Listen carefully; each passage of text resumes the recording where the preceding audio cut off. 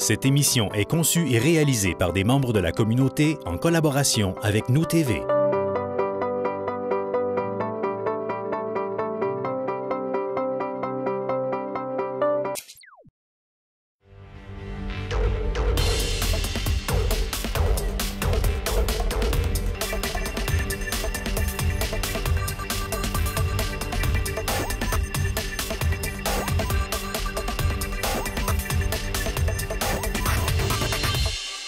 Bonjour à vous et bienvenue à cette autre édition d'Allemand en mouvement. Cette semaine, on se donne un nouveau rendez-vous à l'Hôtel de Ville d'Allemand, mais cette fois-ci pour rencontrer le maire d'Allemand, M. Marc Asselin, qui nous dressera un bilan de ce premier trimestre 2019.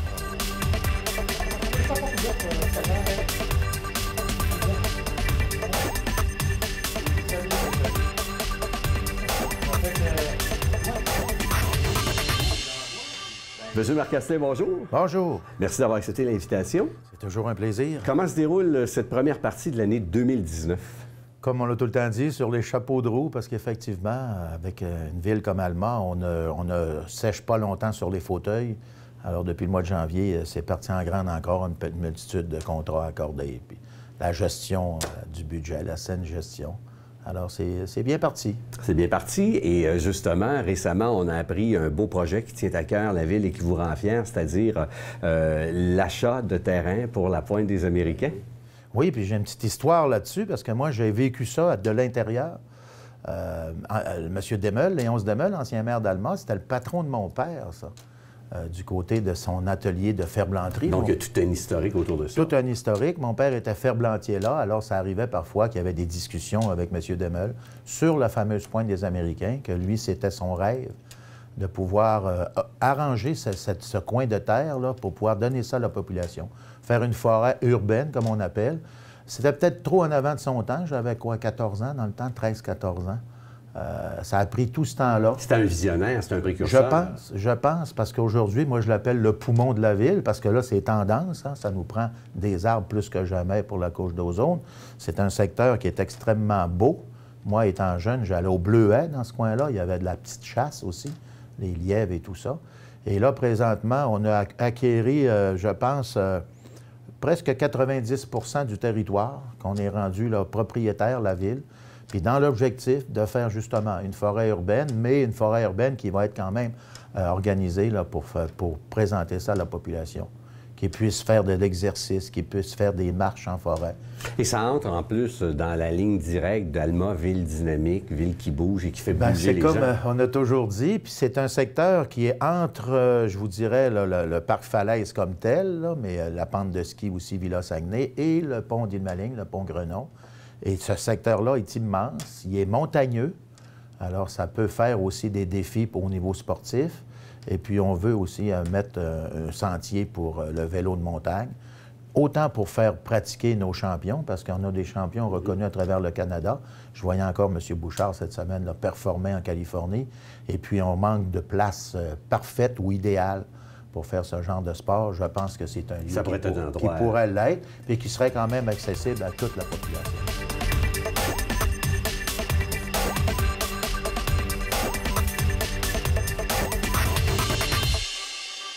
Il y en a une infrastructure qui était très occupée récemment avec les Jeux des cadets. Ça a été tout un succès. Bien oui, puis moi, j'ai eu la chance de voir ça à Chicoutimi-Nord l'année d'avant.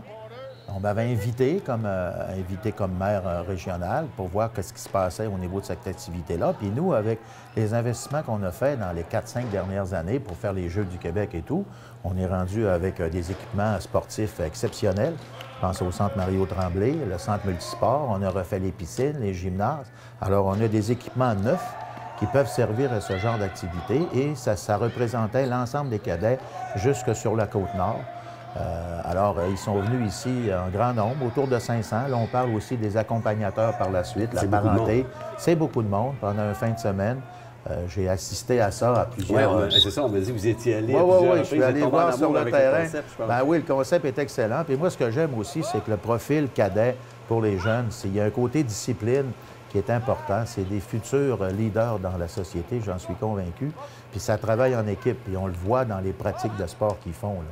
Ils travaillent en équipe avant tout, puis non, c'est très discipliné. Puis ils sont fiers. C'est des jeunes qui sont fiers. Parlant de fierté, on vous a d'ailleurs remis une belle mention. Ben oui, on a reçu une mention là-dessus. Je m'y attendais pas, mais en même temps, ben, c'est toujours agréable de recevoir ça. Parce qu'on a une équipe aussi, nous, à la ville, pour accueillir ces activités-là, exceptionnelles aussi. Nos employés, les gens le disent, comment c'est bien reçu. Je pense au tournoi Midget, c'est la même chose. Les activités qu'on a faites des fêtes du 150e, les activités pour les Jeux du Québec. Le personnel de Ville d'Alma dit toujours présent. Alors, les gens le voient et ils en témoignent de ça. Est-ce qu'on pourrait se servir de cet événement-là comme carte de visite pour aller chercher d'autres événements? Bien, c'est ce que je pense, moi, depuis qu'on a les outillages, puis on pourrait même s'associer avec d'autres villes et villages autour pour faire quelque chose de gros, là.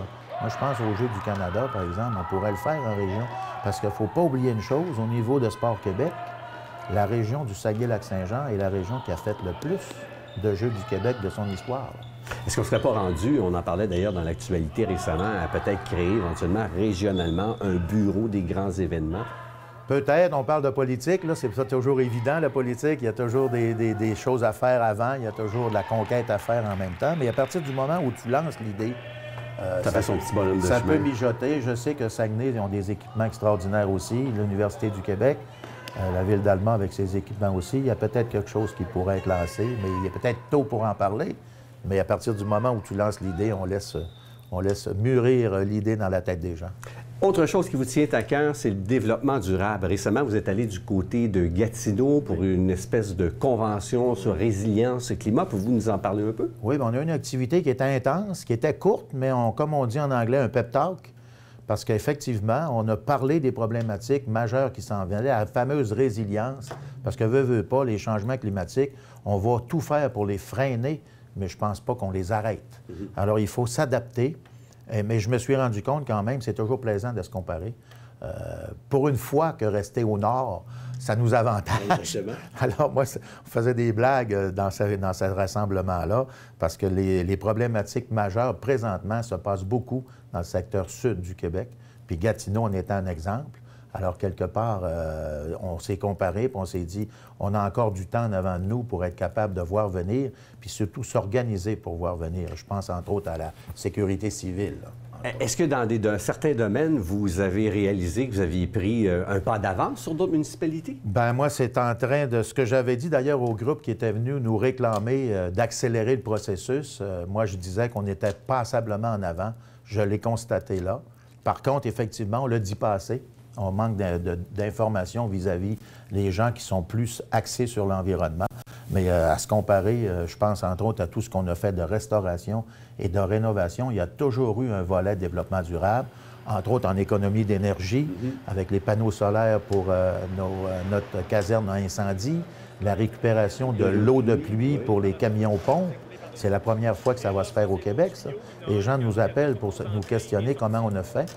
On est une des rares villes à être inférieure à la norme sévère d'utilisation d'eau potable parce qu'on a fait des démarches avant que l'État nous oblige à aller dans ces normes-là et ça nous a évité de mettre des compteurs d'eau, par exemple.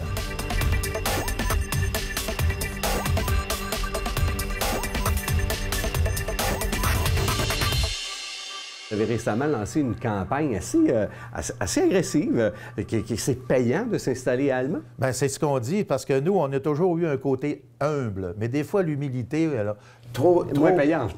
Trop prononcée. Il faut dire les choses comme elles sont. On est une des villes les moins coûteuses au niveau de taxation.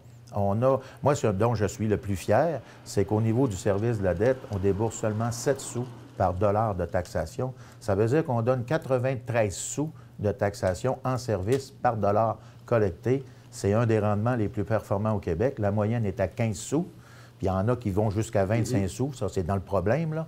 À chaque fois que tu prends 25 sous dans le dollar, c'est 25 de ton budget qui part en règlement pour la dette. Alors, on n'a pas beaucoup de dettes. On en a une qui est raisonnable, comme je dis. Et au niveau des services, c'est pas inquiétant. On donne des services au-dessus de la moyenne. On n'a qu'à penser à notre fameuse campagne de nids de poules. Nos nids de poules sont facilement effacés à la Ville d'Alma, comparé à d'autres secteurs. C'est la même chose pour les équipements. On a investi 120 millions dans les équipements modernes pour la population. Et ils ont tout ça à des prix plus que raisonnables au niveau des coûts d'utilisation. Alors, tout ça pour dire que la Ville d'Alma, c'est une ville idéal pour s'y installer. Et en plus de ça, on vient d'ajouter le programme de subvention. Le fameux programme, parce qu'il faut densifier la population, puis du côté développement durable, c'en est un exemple. Les maisons de 20 ans et plus, les nouveaux arrivants, qui sont des jeunes familles. Peut-être moins intéressés. Moins intéressés, mais avec ça, ça va les motiver. Puis en même temps, quand ils font des achats de maisons qui sont quand même achetables, comme on dit, ils essayent toujours de mettre un petit cachet qui leur est à eux, personnel. Alors là, on veut aider avec des subventions qu'ils vont avoir droit pour une première maison achetée pour les gens qui viennent s'établir à Alma. Alors, en même temps, bien, on rapproche la population des services qui sont donnés parce qu'en plus, on est une ville de services. On a eu beaucoup d'améliorations du côté de Damanterre au cours des dernières années et c'est pas fini parce qu'on parle maintenant de la, en quelque sorte, reconstruction de la capitainerie. Reconstruction, mais la Damanterre au complet, on se devait de réinvestir. Dans les années 80, il y avait, je me souviens bien, le camping de Latuc et celui de la Damanterre qui faisait partie des plus beaux campings au Québec. On a perdu un peu de valeur avec les années. Il a fallu qu'on se modernise, qu'on se rajuste. Et puis, c'est ce qu'on est en train de faire. On a investi sur des stationnements pour les motorisés, qui n'existaient même pas dans les années 90. Aujourd'hui, on voit arriver, je pense, plus de motorisés que de roulottes. Alors, on s'est ajusté pour recevoir ces gens-là. On a agrandi un stationnement aussi de l'autre côté de la rue pour les usagers d'une journée. On s'est dirigé vers les condos qu'on a, les condominiums qu'on a en arrière, alloués au niveau touristique. Et là, on est rendu à la capitainerie après avoir fait doubler les places de la marina comme telle, qui va être efficace, là, qui va être en force au printemps.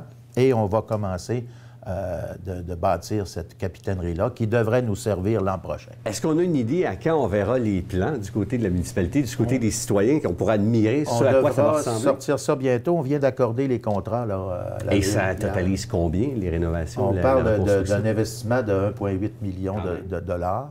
Et puis, ajouter à ce qu'on a déjà fait au niveau des quais, eh bien, on saute le 2 millions de dollars présentement. Et ce qu'il va avoir comme édifice, ça va être assez spectaculaire avec une tour d'observation et tout. Ça va être une belle place, puis c'est important que ça le soit parce qu'il faut être compétitif.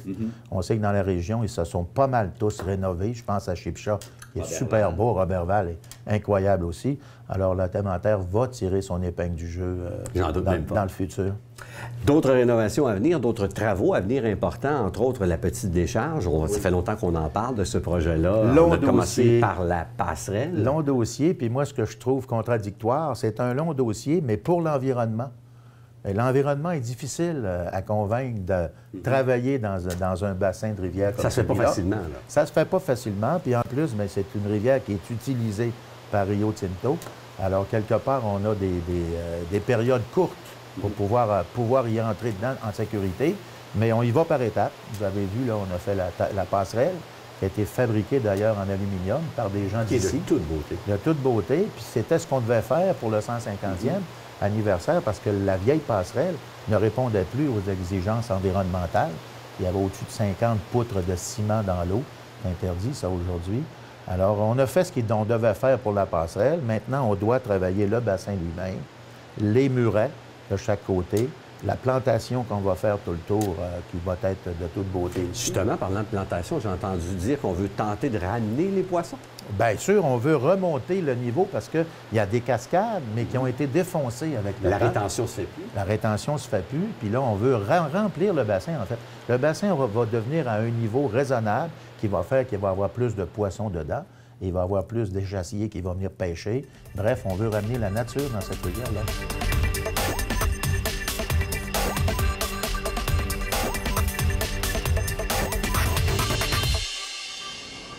Voilà ce qui complète cette autre édition d'Allemand en mouvement. Restez des nôtres parce que dans quelques instants, c'est votre conseil municipal et nous, on se donne rendez-vous pour une prochaine édition. Merci d'avoir été là.